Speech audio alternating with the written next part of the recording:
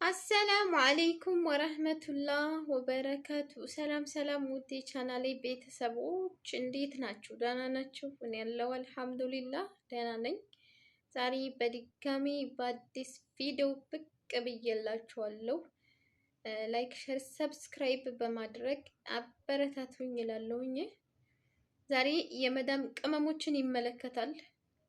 እኛንን ቀጭቋ እያልን እዚህ እኛ ላይ ነው ችግር የሚደርሰው እና ስለሱ ነው። ዛሬ ምን ሆነ መሰላችሁ? ምን ሰማው መሰላችሁ?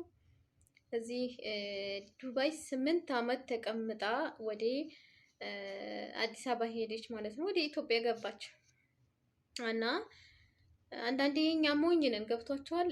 ሁሉ ሰው ጤነኛ ይመስለናል። አዲስ አበባ ላይ ደግሞ በተለይ በጣም መጥፎ ሰዎች ናቸው የተሰማሩት። አይደለም እኛ መዳም ቤት ተቀምጠን ሰው ናፍቆን ሄድን ይቅርና እዛ ያሉት ሰዎች ለራሱ አልቻሏቸውም። በጣም ሀገራችን እየተበላሸች ነውና ብዙ ነገር በውስጧ እየመጣባት ነው እላችኋለሁ። ምን ሆነ መሰላችሁ? የመዳሟ ቅመም ቀጥታ ሪፖርት ትወርዳለች። አየር ማረፊያ እንደወረደች አብዛኛ ለሴቶች ሴት ነው የሚመደበው ማለት ነው። ለሴቶች ሴት ነው የሚመደበው። ግን እሷ ይሄ እንዳለ ሆኖ ሌባ ምናምን ሳይሆን አዲስ አበባ የሆነ ልጅ በፌስቡክ ተጀናጅናለች። ሄጅንጅን አይደል መከራ የሚያመጣው ሰው እኮ ወይ የሀገሩን ልጅ ወይም በአካል ድሮ የሚያውቀውን ምናምን ቢሆን እሺ ይሁን። በቲክቶክ ዝም ብለው ይመጣላቸዋል። አንዱ በዛው ይተዋወቃሉ። የማይዋጡበት ችግር ውስጥ ነው የሚገቡት። እናም ተነጋግረዋል ምናምን። ልክ አዲስ አበባ እንደደረሰች እህቴ ናት ብሎ ከእህቱ ጋር መጥቶ ይቀበላታል። እንዲታመን ማለት ነው። ቤተሰቦች ጋር ነው የምወስድሽ ምናምን። እሷም ደግሞ ወይኔ ከመዳም ቤት ገላገለኝ ብላ መኪና ላይ ብሏታል ምናምን። ያላወራት ነገር የለም እና በቃ ተገላገልኩኝ ከዚህ ኑሮ። የመዳምን ጩኸት ቆጥሮልኝ ነው መሰለኝ የተስተካከለ ቤት አገኘሁኝ ብላ በደስታ ሳትቦርቅ ደስታዋን አጣጥማ ሳትጨርስ እና መጡ ተቀበሏት። ሲቀበሏት ምንድን ነው ያለችው? ቤተሰቦቿን አልነገረችም። አስቡት፣ መጣሁ አላለችም። ተዝናንታ ምናምን ሀሳቧን ጨርሳ እና ተዝናንታ በቃ ደስ ብሏት ከዛ በኋላ ነበረ ቤተሰብ ጋር ደውላለሁ ብላ ያሰበችው ማለት ነው። ግን እንዳሰበችው አልሆነም። ቀጥታ ወደ ቤት ወሰዷት። ወደ ቤት ከወሰዷት በኋላ ለሶስት ቀን ያክል በሰላም አስተናግደዋታል። ግን ቤተሰብ ጋር አልነበረም። ይሄ የጀነጀናት ልጅ ሚስቱ ናት፣ አብሯት የተቀበላት ማለት ነው። አብሯት የተቀበለቻት ሚስቱ ናት። እንደዚህ እያደረጉ ሰዎችን እየተጀናጀነሱ ስርቆሽ ነው በቃ። የያዙትን ልብስ አይቀር ወርቅ አይቀር ብር አይቀር ይዘርፏቸዋል ማለት ነው።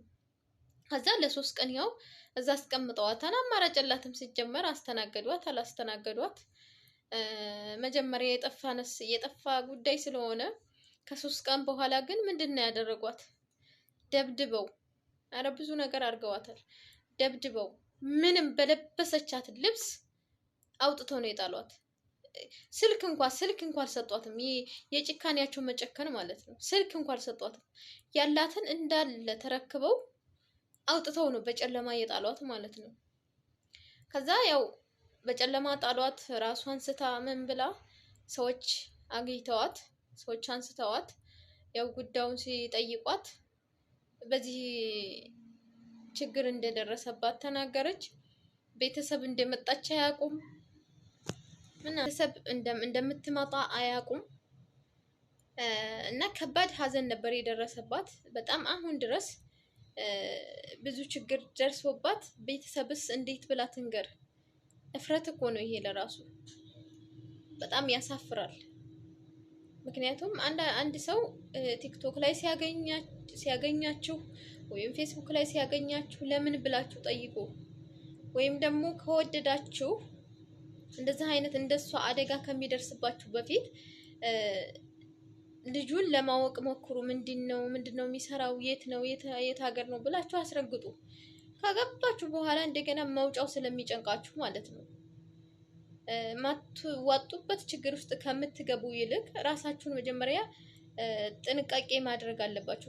እቺ ልጅ ብቻ አይደለችም ግን ብዙ ልጆች እንደዚህ ሆነዋል። ብዙ ልጆች እየተገደሉ ድረስ አሉ።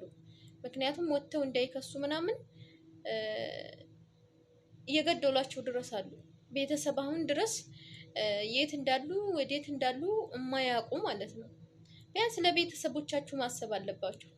እናንተ የሚደርስባችሁ ችግር በችግራችሁ ነው፣ በራሳችሁ ጥፋት ነው። ነገር ግን ቤተሰብ በእናንተ ምክንያት በሀዘን መጎዳት የለበትም። ትመጣልናለች ብለው እያሰቡ እናንተ በጎን ሌላ ወንድ ጋር አውርታችሁ የማታውቁት ወንድ ጋር እዛ ከሄዳችሁ በኋላ ደግሞ እንደ አይነት ችግር ሲደርስባችሁ ለቤተሰብ ከባድ ጠባሳ፣ ከባድ ሀዘን ነው፣ የማይወጡበት ሀዘን ነው የምትከቷቸው። ስለዚህ ጥንቃቄ አድርጋችሁ የሚያወራችሁን ሰው በሰው ለማስፈተሽ ምን እንደሚሰራ ማድረግ አለባችሁ። በራሳችሁ መንገድ ያን ልጅ ምንድነው ስራው ለማለት ማወቅ አለባችሁ። ዝም ብላችሁ ወንድ ስለሆነ ብቻ ተከትላችሁ ብቅ ስትሉ ህይወታችሁን እስከ ማጣት ድረስ ትደርሳላችሁ። መጀመሪያ ጥንቃቄ ማድረግ አለ። በተለይ አዲስ አበባ ሰው አምናችሁ ትንሽ የክፍለ ሀገር ይሻላል።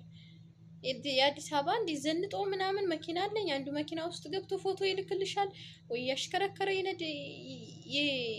ቀርጾ ይልክልሻል።